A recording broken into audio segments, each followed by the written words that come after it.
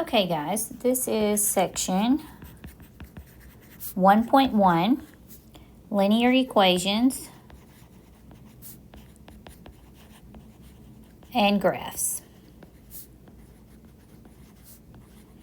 And for the most part, I'm just going to work a few examples here. These came from your homework selection, okay? And pretty much all we're doing is we're solving equations is what we're doing. So in example 1, we have solve. And like I said, most of these are going to be just solve or solve for x. And we are given the equation 2m plus 1 equals 4m minus 5. Okay, and if you'll remember, what we want to do is we want to get the variable. So in this case, the variable is m, the letter is the variable, on one side by itself, and we need to solve for it. Okay, so that's our goal. So I'm going to start off, I'm going to subtract 1 from both sides. I'm going to move that 1 to the other side. That's going to leave me with 2m equals 4m minus 6. I'm going to subtract 4m from both sides. Okay, that's going to leave me negative 2m equals negative 6. Now I need to divide both sides by negative 2, and that will give me m equals 3. Okay.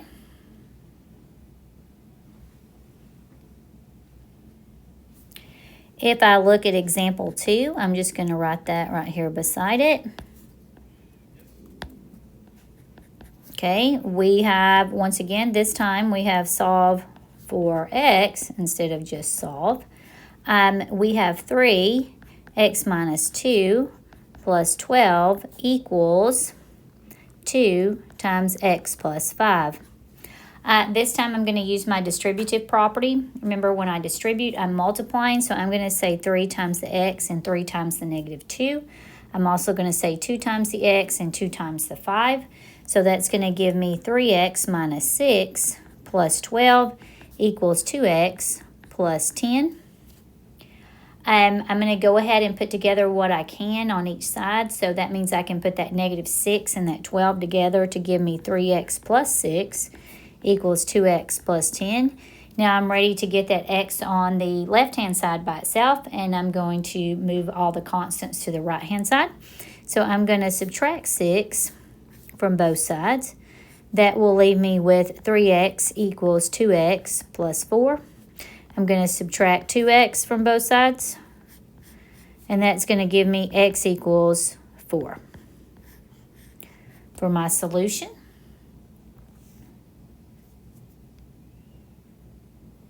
okay, let's look at example 3.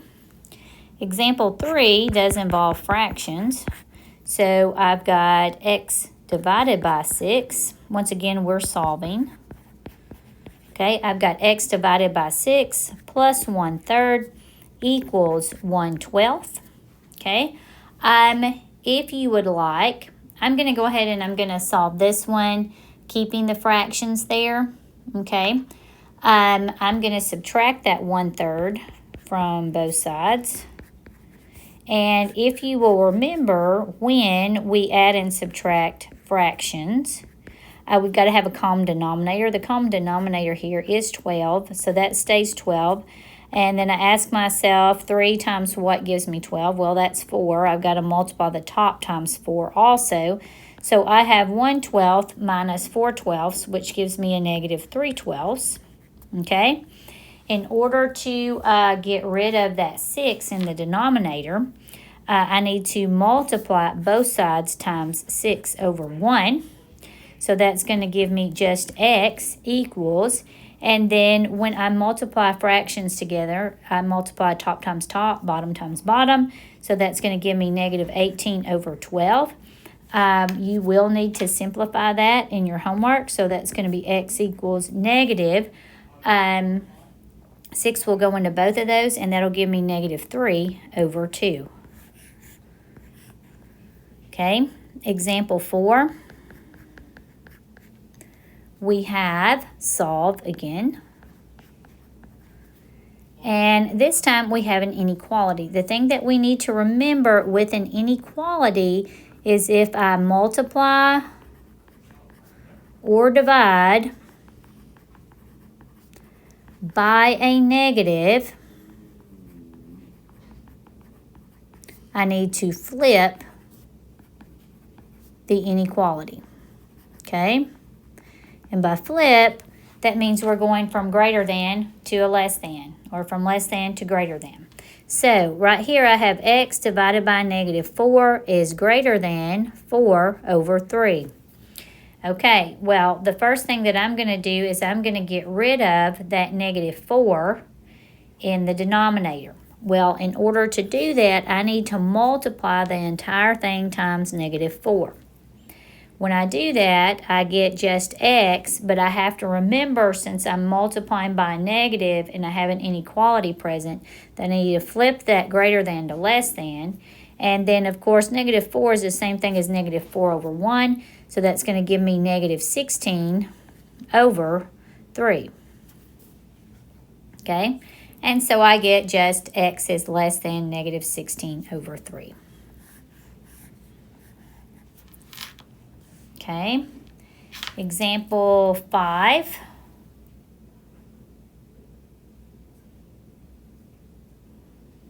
We want to solve again in example 5. Okay, example 5 says solve, and they give us 6 minus 3x equals 5x minus 10x plus 18. So, as I did before when I put my constants together up here in, that was example 2, this time I can combine like terms to start with. So the 6 minus 3x is going to stay. Then I know that 5x minus 10x will give me negative 5x plus 18. I'm going to move the 6 to the other side. That's going to give me negative 3x equals negative 5x plus 12. I'm going to add 5x to both sides. That's going to give me 2x equals 12. Divide both sides by 2. X equals 6.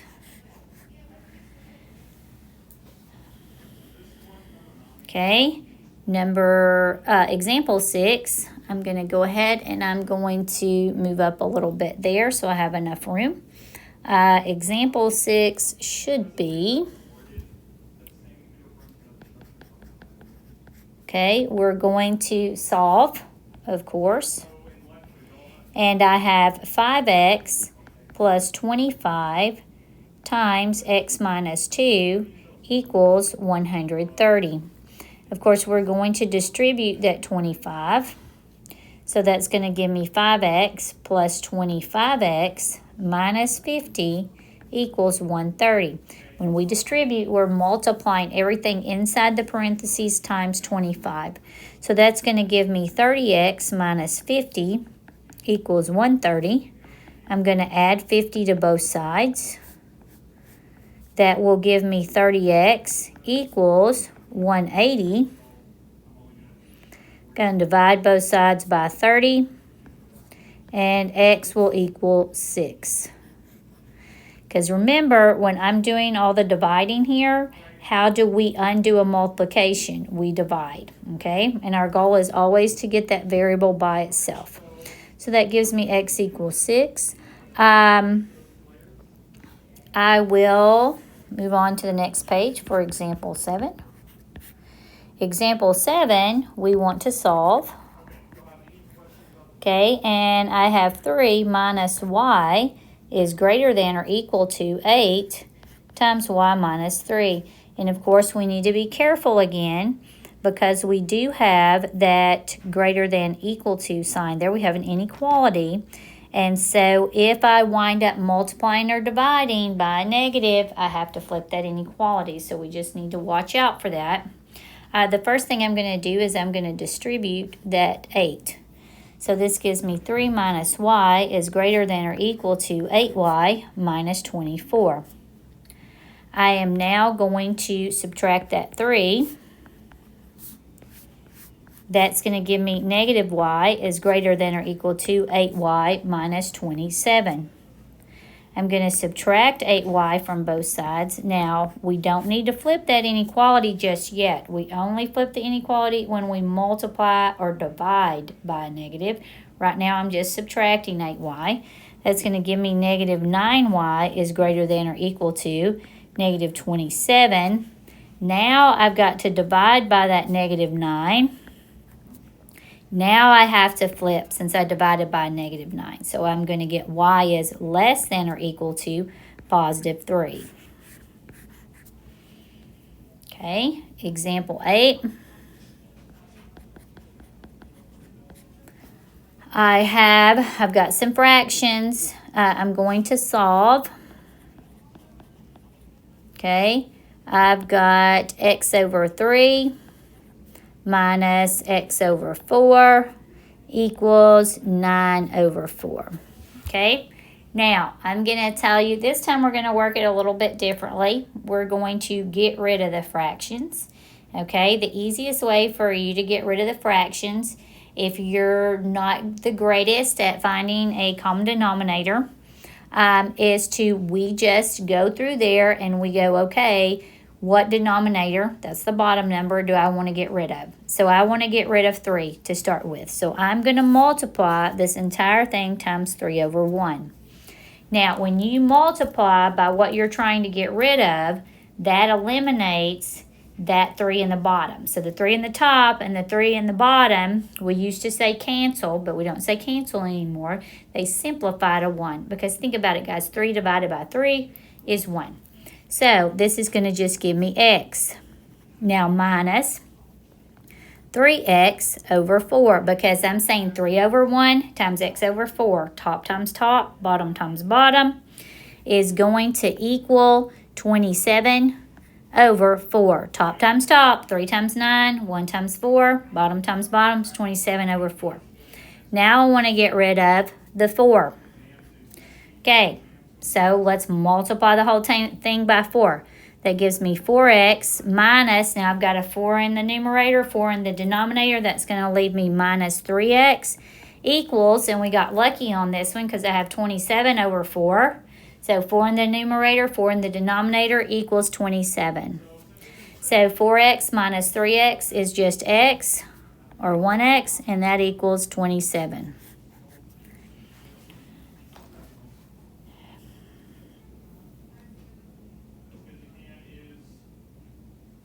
Okay, number 9, example 9. Okay, example 9 says we want to solve, of course, and this time we have fractions with an inequality. So we got a couple of things we got to remember this time. We have m over 4 minus 4 is greater than 3 over 4 minus m over 5. Okay, so let's start multiplying to get rid of the fractions. Okay, so the first thing I'm going to multiply by is 4, which is the same thing as multiplying times 4 over 1. Well, when I multiply 4 over 1 times m over 4, I've got a 4 in the numerator, 4 in the denominator. It leaves me m minus 16 is greater than. Now I'm to notice, before I continue on, I did not flip that inequality because I'm not multiplying by a negative. I'm multiplying by a positive 4. So now 4 over 1 times 3 over 4, numerator in the 4's numerator. There's a 4 in the denominator. It leaves me with 3 minus 4m over 5. Okay, that one helped us out a whole lot. Now we just need to get rid of that 5.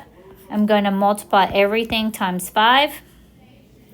That's going to give me 5m minus 16 times 5 gives me 80 is greater than 15 minus 4m, because I have a numerator that's 5, I have a denominator that's 5. Okay, now I'm ready to move things around. I'm going to add that 80 to both sides. Okay, so that's going to give me 5m is greater than 95 minus 4m I'm going to add 4m to both sides. This one's going to turn out nice. As far as we don't need to flip anything, that gives me 9m is greater than 95. But unfortunately, I'm going to wind up with a fraction, which is going to be fine. So I'm going to get m is greater than 95 over 9. That is not going to simplify. You should be able to leave that just like that for your homework and the system be okay with it. Okay? Now we turn into on example 10, and I'm going to move up here a little bit, make sure I have enough room because we do have to graph. Example 10 says solve and graph. Now guys, the way they want you to graph is on a number line, okay? So I've got 9 is less than or equal to 4x minus 3 is less than 37. Okay, so you also have a compound inequality here. So your goal is to get x in the middle, get x in the middle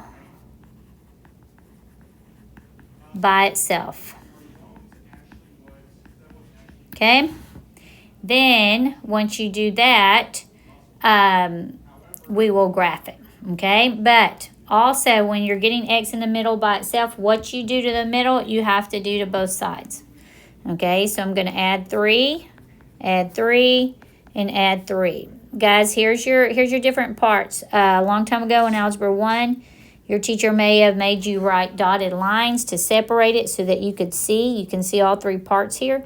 This gives me 12 is less than or equal to 4x is less than 40. Okay? Now I'm ready to divide all 3 parts by 4. And that's going to leave me with 3 is less than or equal to x is less than 10. And so we need to ask ourselves, does that make sense? Well, it does because 3 is less than 10. Okay? So we need to be careful when we graph this. Typically in this textbook, we are going to graph with brackets and parentheses, I would believe, okay, on our number line. Yes, okay. So, we will also go back and look at those examples. I did write those just with y is less than or equal to 3, those type things. But if we need to write those in interval notation, I will go back and show you what interval notation is on there. Okay, so we have on example 10, I'm ready to write that in interval notation as a solution. Since the 3 isn't equal to, I'm going to use a bracket. So I've got 3, and I'm going all the way up to 10, and I'm going to use a parentheses there because it is just less than. Okay, when I go to graph, that's my solution set right there in interval notation.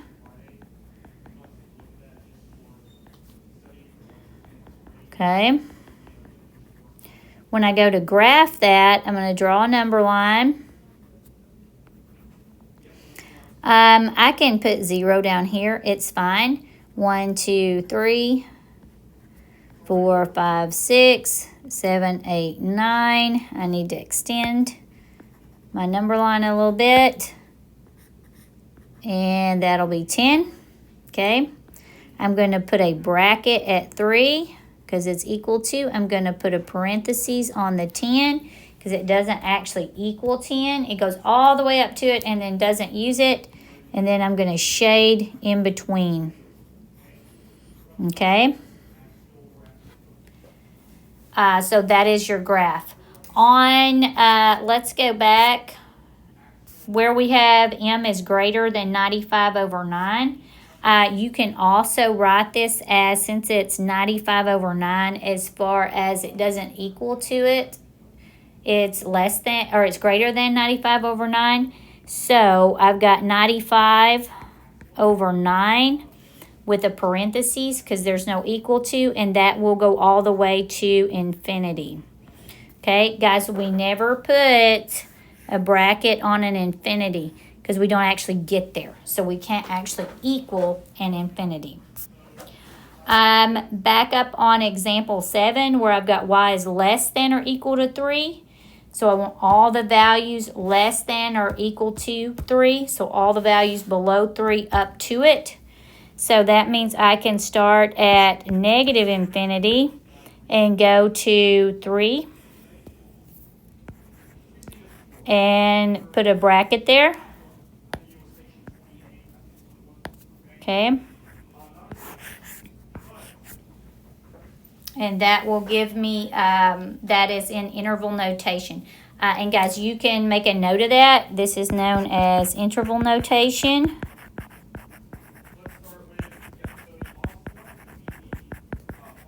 Okay, let's go back over here. 1, 2, we're good.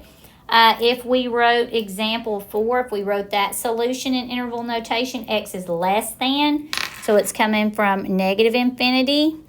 And it's going up to negative 16 over 3. I'm going to use a parentheses because it is not equal to. 5 and 6 were fine.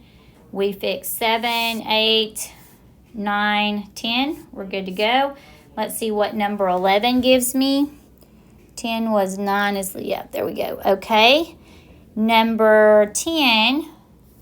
That was 10. Example 11, it says,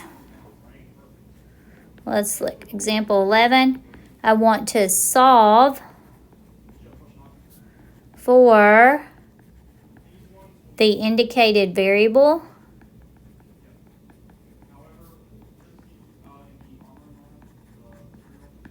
Okay, I've got ax plus by equals c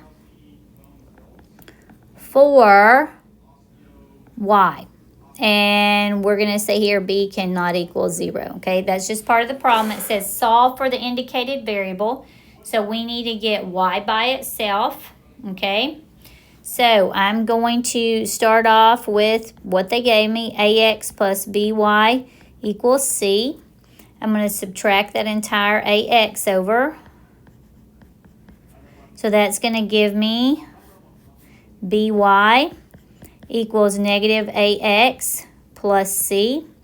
We want to get that y by itself, so I'm going to divide both sides by b.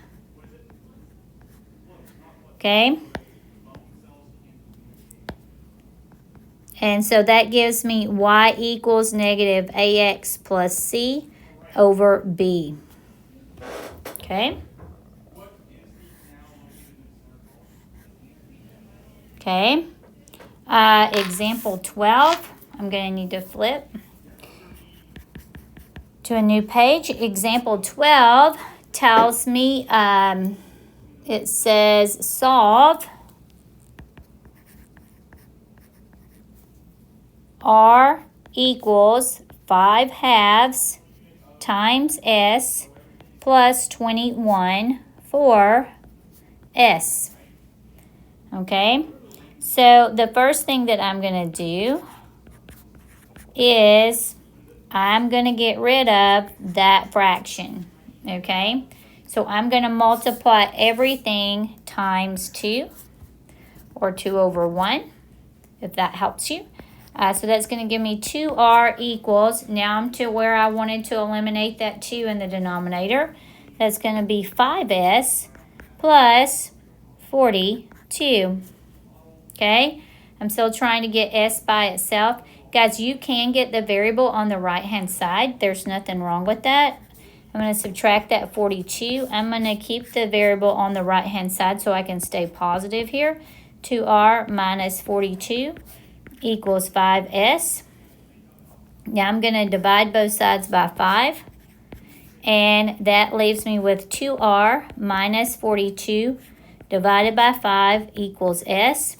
Guys, if it bothers you for that variable to be on the right, you can move it to the left and you can move the other side to the right and not change anybody's sign, but you have to move both sides, okay? So it would be s equals 2r minus 42 over 5. that's fine. You can write it like that.